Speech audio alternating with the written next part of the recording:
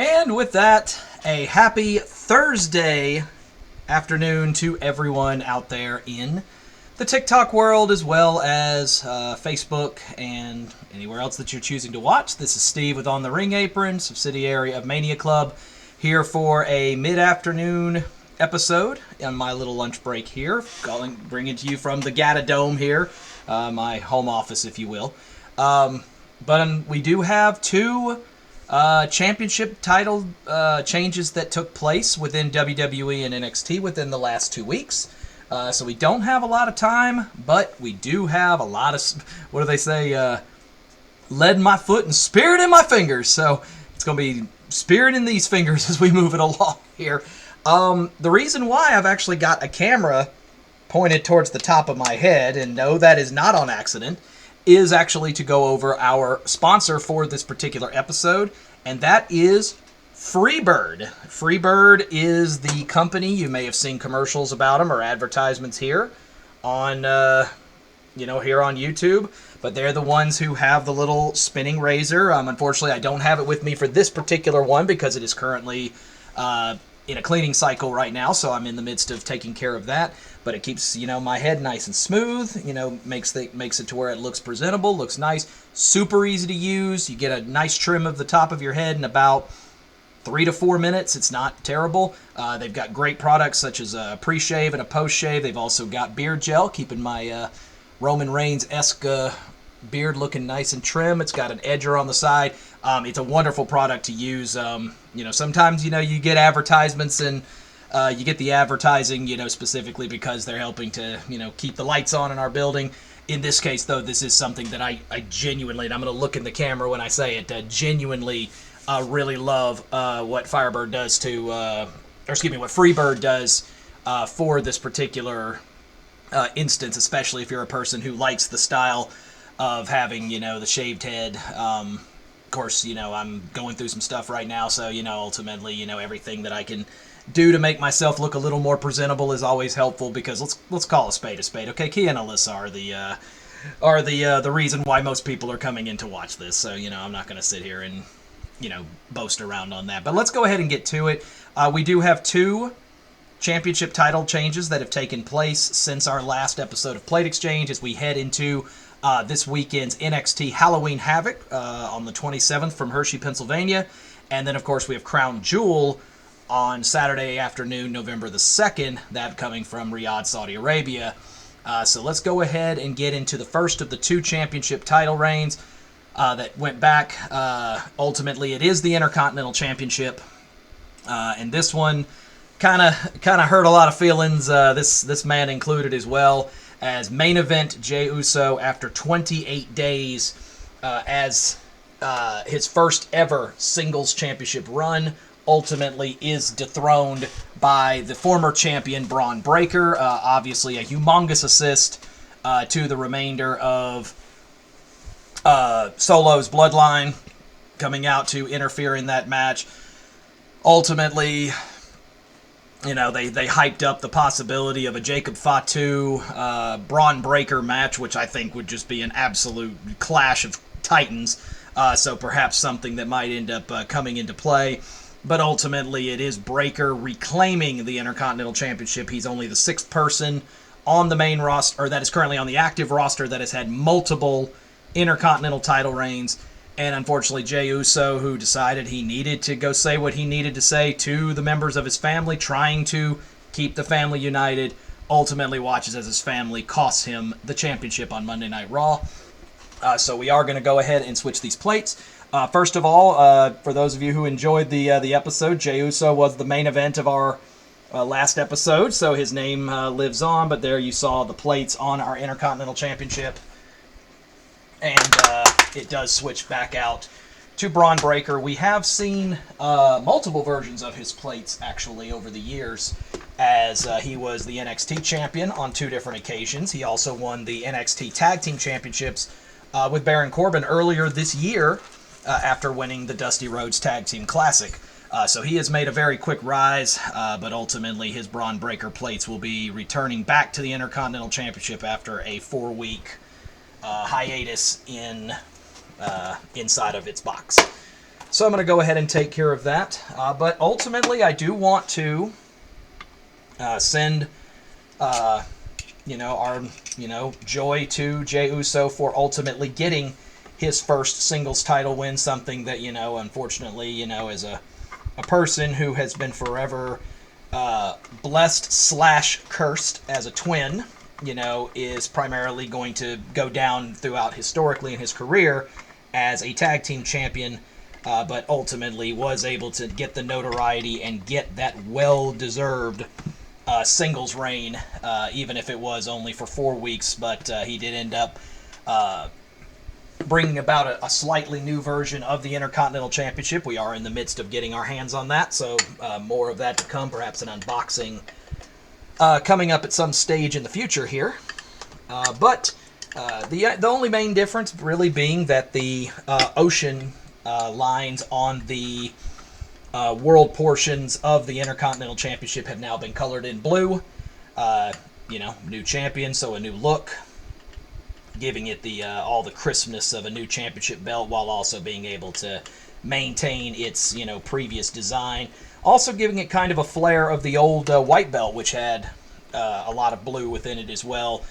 So I think that might have been a nod back to the former championship belt along the way. So definitely a nice looking thing, and obviously putting it on Jey Uso definitely increased his merch sale as well as the sale of Intercontinental Championship belts, which perhaps is what ultimately led to the decision to go ahead and start immediately selling the new one instead of it being on pre-sale, as we've seen with a number of other belts that have recently come out, such as the new Tag Team Championships as well as the NXT Women's North American, which obviously I'm trying to get my hands on. Hey, I can't be Kalani guy if ultimately I don't have the belt that she's currently holding. But the Jey Uso plates have been officially removed. There those are. My camera's reversed. I will never get used to that. So ultimately they're going to return back. I'm really hopeful that we're going to get a chance to see these again on a championship. Maybe the world title. Hint, hint. Come on, H. Make it happen. But ultimately, his title reign does end, and the Bron Breakker plates will be returning back onto our Intercontinental Championship, which I'm putting on now. This will be Breakker's second run as Intercontinental Champion. His first run lasted for about, I think it was like 97 days or something like that. He ultimately won the championship at SummerSlam, defeating the incumbent champion at the time, Sami Zayn. He did retain successfully once over Jey Uso before Jey was able to get him in the rematch. And then, of course, in the third of their trilogy, it was Bron Breakker going over. But Breakker proving that he is going to be a person that is going to be a tough flex and a tough person to ultimately beat out for this championship. Jey Uso ultimately needed multiple spears, multiple Uso splashes in order to be able to get the job done. But inevitably, he was able to accomplish the task, win the championship. But it now returns back to its former holder, that is Bron Breakker. The plate exchange is complete. And I'm going to hold that up here for you, and you can now see that our Intercontinental Championship now has the Bron Breakker plates on them. As you can see, we're still holding the old version. We were discussing the fact that the little planet parts over here on the side, I'm going to bring my hand in here so it'd be right here, are colored in as well as in the center globe. So just giving you kind of a slight idea, but we are working on it. In fact, you can see a direct picture of it below on our feed here as to what it looks like now. But that is our first of the two championships. You will be seeing, of course, if you look down in the bottom corner, you can see where we're heading next, and that is over to the, I guess they're calling it the Black and Silver brand now, as another rebrand of NXT has also led to another new champion, and this one was kind of a surprise, as we have finally seen the first defeat of his career of the ruler of NXT, Oba Femi. Oba had been undefeated inside of a WWE ring since making his initial debut all the way back in the breakout tournament, but was ultimately won the contract, cashed in a couple of weeks later to win the North American Championship over Dragon Lee, and for close to a year, almost 300 days, he ruled over NXT as our North American Champion. However, it is time for a new champion to come forth. And it is in the hands of a person who has been, honestly and arguably, Oba's biggest rival throughout his entire title reign, and that is the Don of NXT, Tony D'Angelo.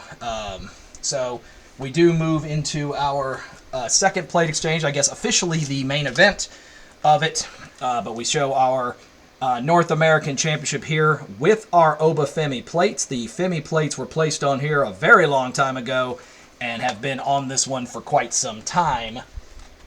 So ultimately we are able to put the new plates on and just got these fresh hot in the mail 2 days ago.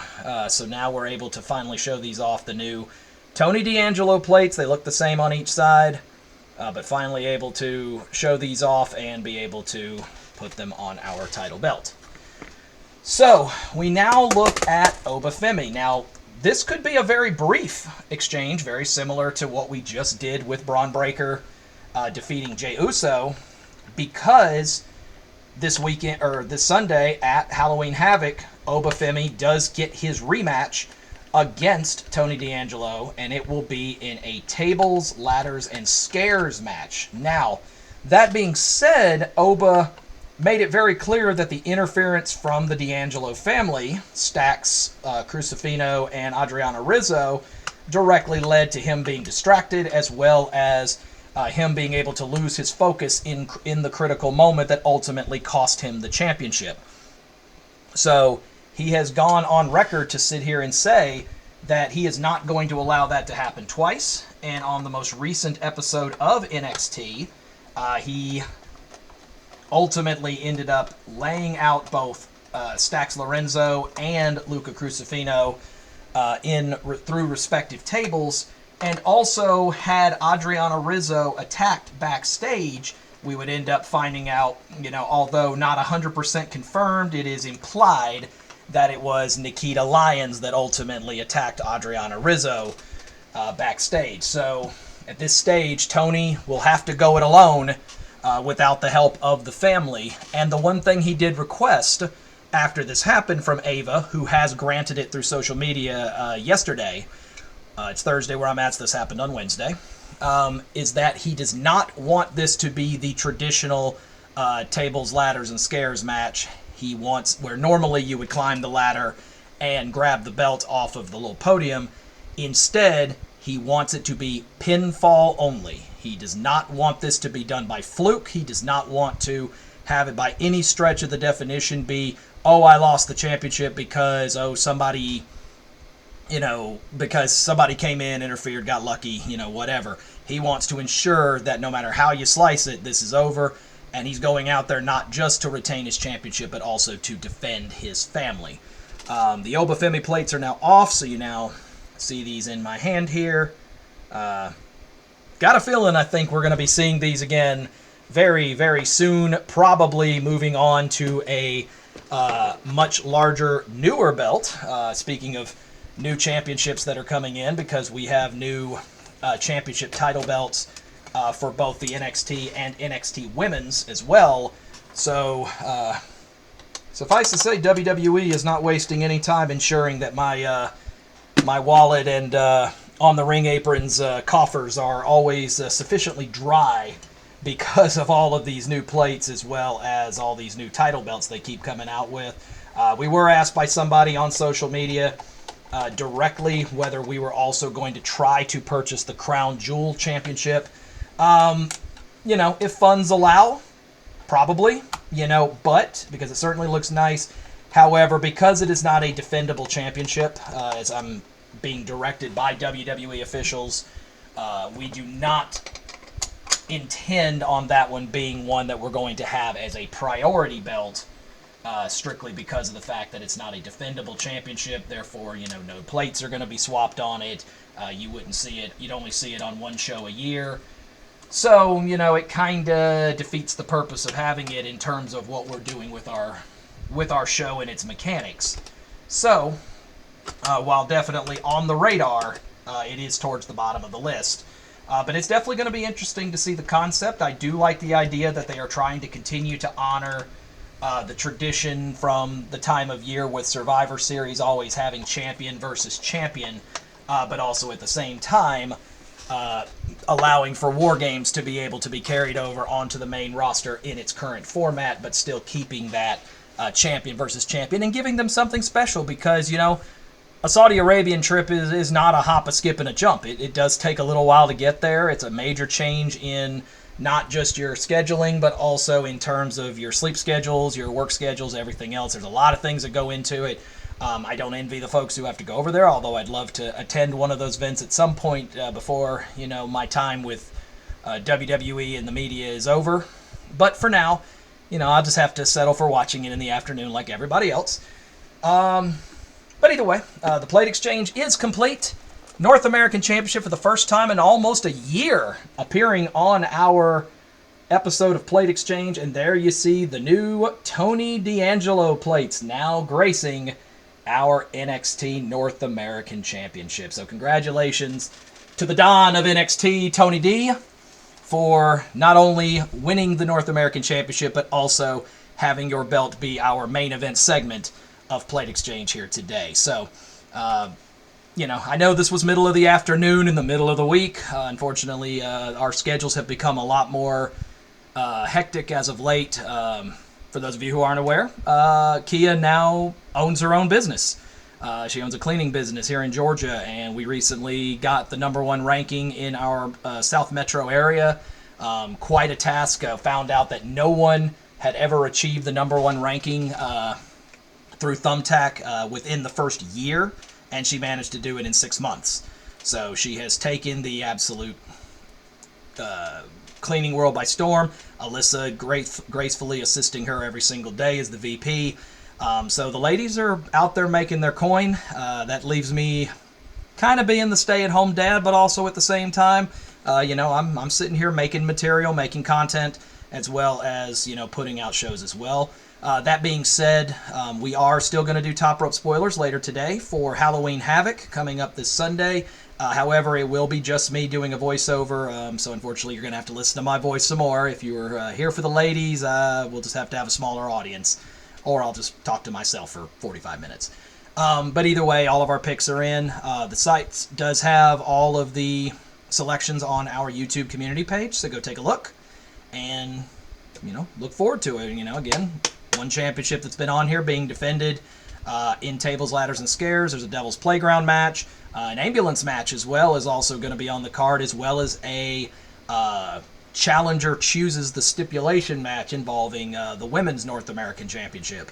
So there's a lot to take in and a lot to enjoy as NXT invades Hershey, Pennsylvania, before heading off the following week to 2300, the former ECW arena in Philadelphia.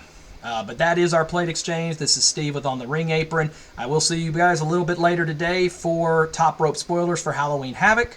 And until then, go to the community page, put in your picks, follow us on social media. You can see all of our stuff down below. TikTok getting so close. We're closing in on 4,000 people. You can see it down there. There we go. Now I've got it reversed. So take a second to, you know, tell folks about us. We love chatting wrestling. We love talking WWE, and definitely want the opportunity to be able to hear from y'all at the same time. So again, Steve with On the Ring Apron. This has been Plate Exchange. Congrats again to both Bron Breakker and to Tony D'Angelo for winning their respective championships. And we will catch you when the plates need to exchange. Have a good one.